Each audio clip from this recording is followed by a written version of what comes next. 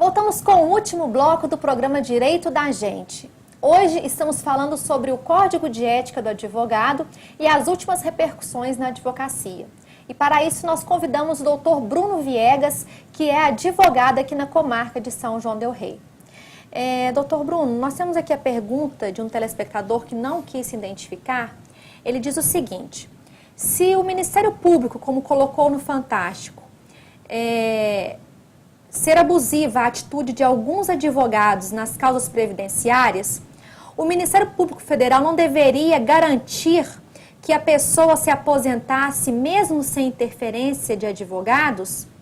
Mas, havendo necessidades de advogados, o Ministério Público não deveria cobrar do governo a assistência gratuita dos necessitados por meio da Defensoria Pública. Ou seja, não é uma hipocrisia o Ministério Público vir para cima dos advogados ao invés de cobrar um cumprimento das leis pelo próprio Estado? Bom, o que acontece é que a função do Ministério Público é ser fiscal da lei.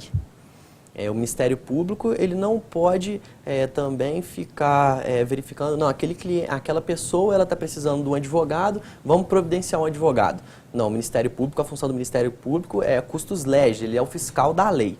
Então, se o Ministério Público, na verdade, a função de assistir os clientes necessitados que não podem pagar um advogado é da Defensoria Pública. O Ministério Público não pode interferir nisso. O Ministério Público ele tem que... eu não acho que é uma hipocrisia, porque é uma função do Ministério Público verificar se existe um advogado cometendo algum crime ou não. Ele, como fiscal da lei, ele pode interferir para apurar, para verificar se realmente existe a ocorrência de alguma infração ou não. Mas eu entendo que seria até essa falta de defensores é uma questão política, de abrir concursos para termos mais defensores públicos. Eu entendo que a função do Ministério Público realmente é fiscalizar a prática de se existem infrações ou não. E a Defensoria Pública buscar assistir as pessoas necessitadas que não podem pagar um advogado, e o nosso governo abrir concursos públicos para colocar mais defensores nas nossas comarcas. Eu discordo do doutor. Eu entendo que o Ministério Público não tem competência para poder fiscalizar a atividade do advogado. A isso cabe o Tribunal de Ética e Disciplina da OAB, o meu entendimento, doutor. E, além do mais, conforme o telespectador colocou aqui, se as pessoas aposentassem, se não houvesse hoje em dia essa grande recusa das perícias médicas do INSS, não haveria necessidade do segurado estar buscando advogados. Em certo ponto, vamos dizer assim, a maior culpa da ocorrência dessas práticas também é do INSS. Porque o aposentado ele só vai procurar um advogado porque o INSS recusou aquilo para ele. Justamente. E por que o Ministério Público não vai lá e fiscaliza a conduta desses médicos? Ele não tem que ficar fiscalizando a atividade da advocacia, até mesmo porque é uma relação contratual. Ele convencionou aquilo com seu cliente, não é verdade? É o meu ponto de vista, doutor. Eu só queria deixar claro aqui porque na advocacia nós temos isso, cada um tem o seu ponto de vista. Toda matéria tem divergência, né? Bom, nós temos aqui o Modesto do Tijuco, do Bar do Zote, parabenizando pelo trabalho do advogado, muito competente, e pelo excelente programa de hoje. Muito obrigada, Modesto. Sim. E o doutor Rafael também está mandando aqui um abraço, parabenizando pelo programa. Rafael, muito obrigada, né, por estar nos prestigiando. Bom, continuando aqui com as perguntas, eu gostaria de falar um pouquinho sobre o processo ético disciplinar, né, que é justamente a forma que a OAB tem, né, de investigar, né, e punir os advogados que agem com falta de ética. Bom, eu gostaria de comentar, né, a matéria do Fantástico, falando um pouquinho sobre o princípio da presunção da inocência. Só fazendo um gancho aqui para lembrar os telespectadores, há alguns anos atrás, o Fantástico exibiu uma matéria em que os donos de uma escola praticavam pedofilia com as crianças. Aquela escola foi depredada, eles tiveram que fechar a escola, tiveram que mudar de cidade e depois, durante o processo, foi provado a inocência dos donos das escolas. Só que a vida deles já estava acabada, porque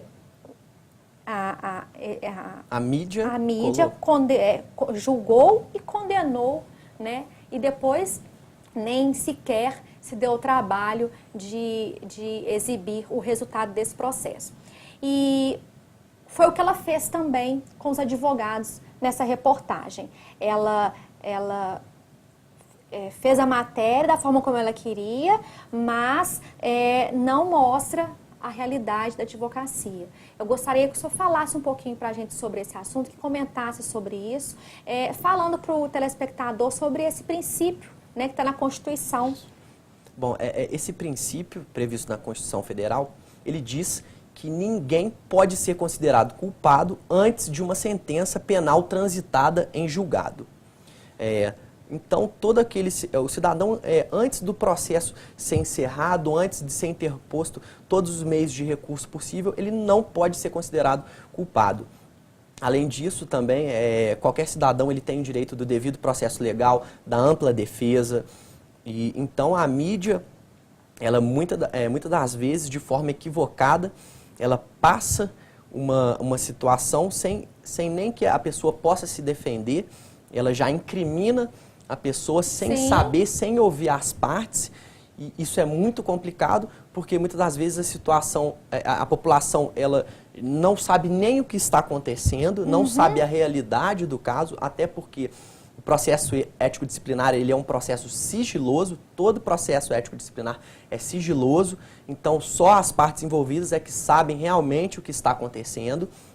Então é muito perigoso o que a mídia vem fazendo em vários casos, condenando, pré-julgando as pessoas sem que exista sequer um devido processo legal.